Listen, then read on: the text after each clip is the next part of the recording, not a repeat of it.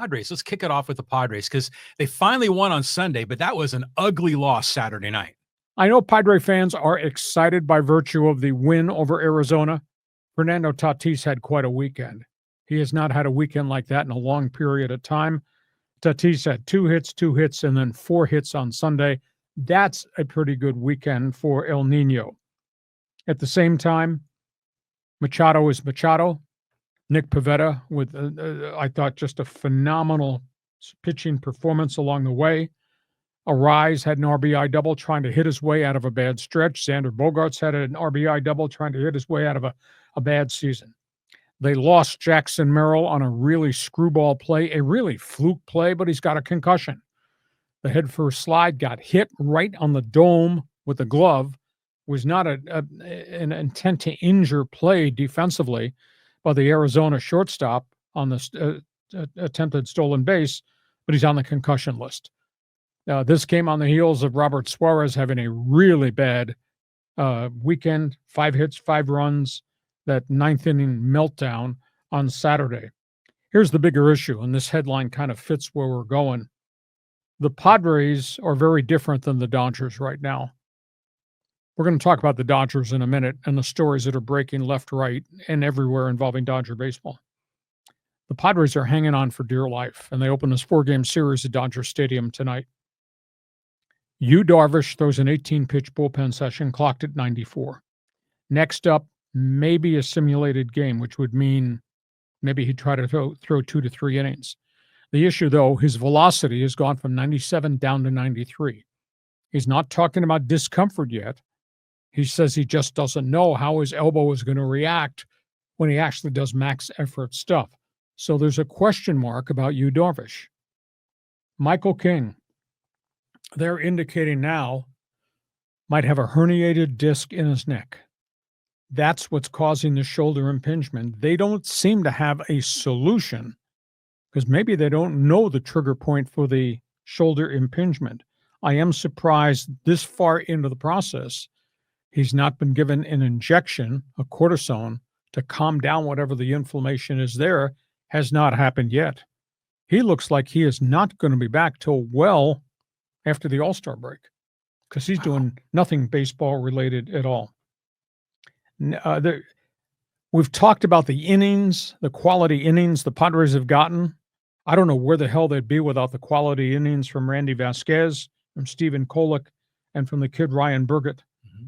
But the issue is, John, in 9 collective starts between those guys, the last 3 starts of each of those 3 guys, 9 starts, those guys have gone only 43 innings. That's just a shade over 4 innings per start. Right. You can't have your rotation going 4 innings per start. The workload leads to bullpen burnout. Maybe there's a phone call coming. Matt Waldron had another really decent rehab outing. I think he's had 7 of them now at AA and AAA. His ERA is in the 4s. Maybe they need to bring him up and just plug him in and see if they can buy some innings from Waldron. Brian Hoeing, his ERA is like 8.64. He's not ready to come. It's obvious Kyle Hart is not the answer. His ERA is now pushing 4, giving up home runs in the Pacific Coast League. And, of course, he gave up a lot of home runs here with the Padres. I got an issue for you, though. They just called up first baseman, outfielder, whom they signed off the Giants in the offseason. Sitting 314 with 14 bombs at El Paso. His name's Tristan Brooks. Mm-hmm. Why not put him at first base? Move Arise to second, because Luis has shown he can play there. Take Cronenworth, give him a left fielder's glove, let him go out and see if he can provide some offense and be better defensively rather than left field by committee, because I just don't think it works. Jason Hayward's about to come off the disabled list. You can only have so many games on a rehab assignment, but he's not hitting. I think he's got 2 hits and 15 at-bats at AAA El Paso. He was hitting $176 here. And Campusano looks lost. He's now had 24 plate appearances since they brought him up. They refused to let him catch. He has no hits in 24 plate appearances. So that's where the Padres are. I think they need to make a phone call. And Waldron's probably the next in line. Give him a chance to give you some quality innings here. And then if Brooks is here, Maybe experiment with him at first and see if he can hit. Move Arise and put Cronenworth in left field.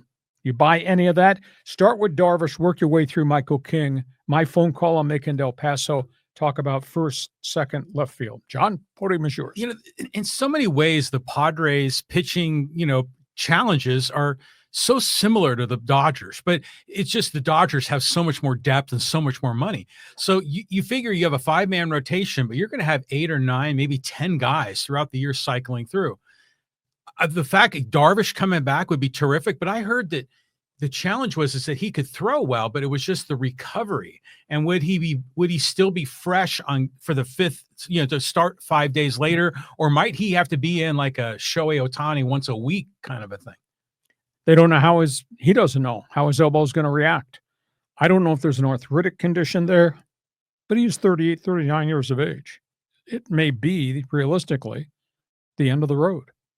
I mean, he can crank 97 in a bullpen, but that's 97 over 18 pitches. That's not trying to go 4 or 5 innings. Yeah. And how's he going to feel the days after? Because that's where the problem was. So, I mean, there's a great unknown there. What's your thought on this whole Michael King situation? They're all going to die. The Padres are doomed. This is what we always hear from you. So the Michael King thing is weird. I agree with you. And it could be, I've had a pinched nerve in my neck, and that wreaks holy hell on your shoulder and arm. So hopefully he gets that straightened out. But you're right. It's just a mystery. It's been a long process. And the fact that they've not really been able to diagnose it with a game plan to treat it, we're still in that gray area. And that gray area is gone for what? More than a month. Yeah. So it's bizarre. But to your other point with, Vasquez and Kolek and this kid Berger, I'm kind of enjoying watching him. Now, Vasquez, if you notice the last 2 games, he was taken out after 4 2/3 innings, both times, where he was in a position, if I recall, to get the win if he would just get one more out.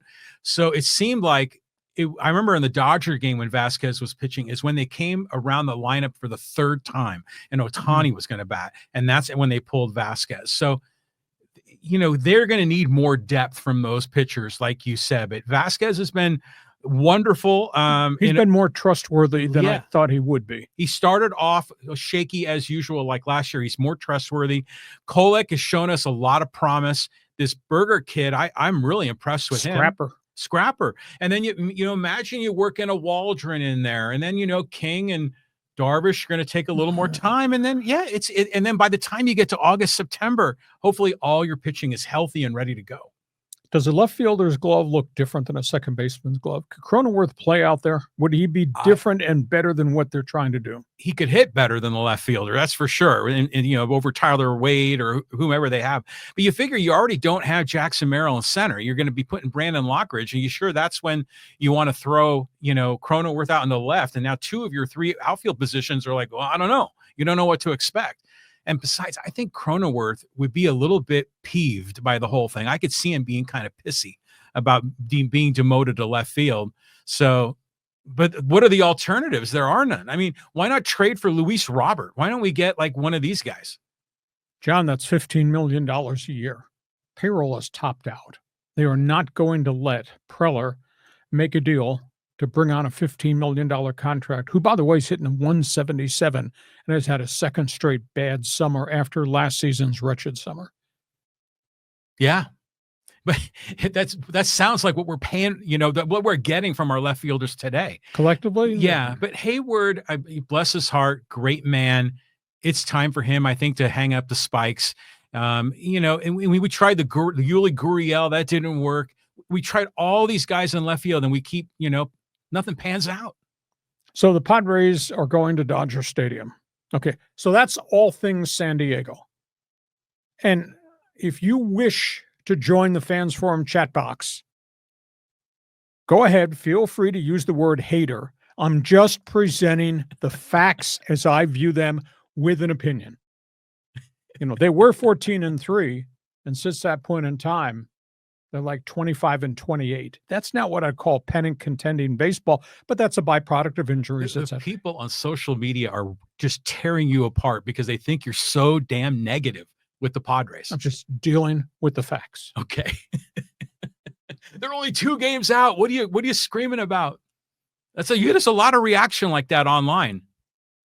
Wonder what it'll be like Thursday if this doesn't go well this week. Yeah, like Thursday night. You thinking they could get swept up at Chavez Ravine? You use that word? Haters, direct your venom toward. He just used the word man. sweep. Tatis is back. He's hitting again. Man, he's going to go to Dodger Stadium. It's going to be a great week. Fans Forum chat box is open. Longtime followers and haters invited to join me with an opinion. Feel free. Jump in right now. Get in line.